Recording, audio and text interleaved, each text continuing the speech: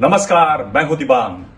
Corona महामारी से जुड़ा एक बड़ा सवाल है जिसका जवाब शायद ही कभी मिल पाए। सवाल है, क्या है कोविड-19 से हुई मौतों का सही आंकड़ा? विपक्ष लगातार सरकार पर आरोप लगा रहा है कि वो सही आंकड़ा छुपा रही है। जानी मानी अंतर्राष्ट्रीय पत्रिका द इकोनॉमिस्ट हो या दैनिक भास्कर, सभी अपने तरीके से सही आंकड़े के पास पहुंचने की कोशिश में लगे हैं। क्या है ताजा रिपोर्ट, कैसे आया नया आंकड़ा और कौन है इसके पीछे? आज आंकड़े ही आंकड़े।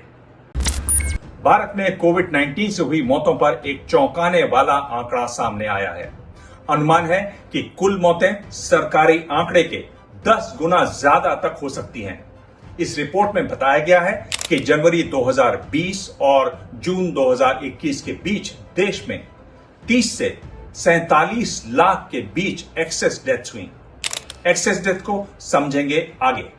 खास बात है कि इस रिपोर्ट के लेखकों में शामिल हैं 2014 से 2018 के बीच मौजूदा भारत सरकार के मुख्य आर्थिक सलाहकार रहे अरविंद सुब्रमण्यन स्वामी।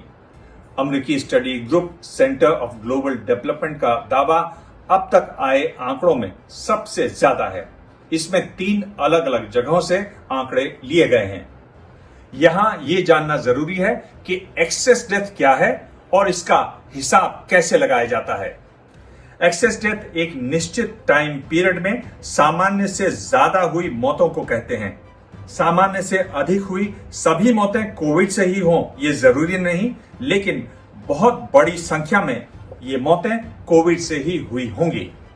अरविंद सुब्रमण्यन कहते हैं कि पहली वेव में जमकर अंडर काउंटिंग हुई और उसके बाद सब खुशफहमी का शिकार हो गए, लेकिन दूसरी वेव की भयावह तस्वीरों ने लोगों की आंखें खोल दी और तब सही आंकड़े की तलाश शुरू हुई।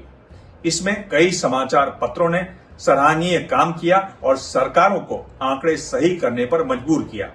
सही आंकड़ा जरूरी है, तभी हम भविष्य के लिए योजनाएं बना पाएंगे। यहां एक बात गौर करने वाली है कि कई राज्य सरकारों ने अपने मौतों के आंकड़ों में गड़बड़ी पाई और उसमें सुधार किया, यानी मौत के आंकड़े को बढ़ाया। इससे भी सवाल खड़े होते हैं। मसलन बिहार में मौतों के आंकड़े में 72% पुरानी मौतें जोड़ी गईं। महाराष्ट्र, बिहार, उत्तर प्रदेश समेत 9 राज्यों में करीब 25,000 मौतें जोड़ी गईं। एक और महत्वपूर्ण बात, सुप्रीम कोर्ट ने पिछले महीने सरकार से कोविड से मरने वालों के परिवार वालों को मुआवजा देने को कहा। कोर्ट ने सरकार से मुआवजे की राशि खुद तय करने को कहा।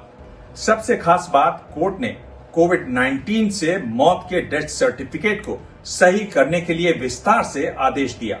कोर्ट ने कहा, मौत का कारण साफ लिखा होना चाहिए ताकि मुआवजे के लिए लोग परेशान न हो।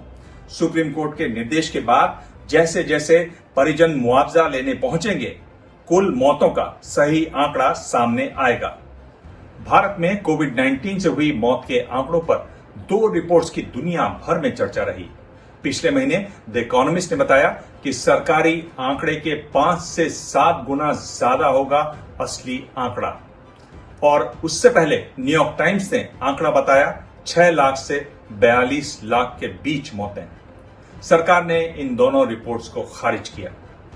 मौत के आंकड़ों पर रिपोर्ट्स लगातार आगे भी आती रहेंगी।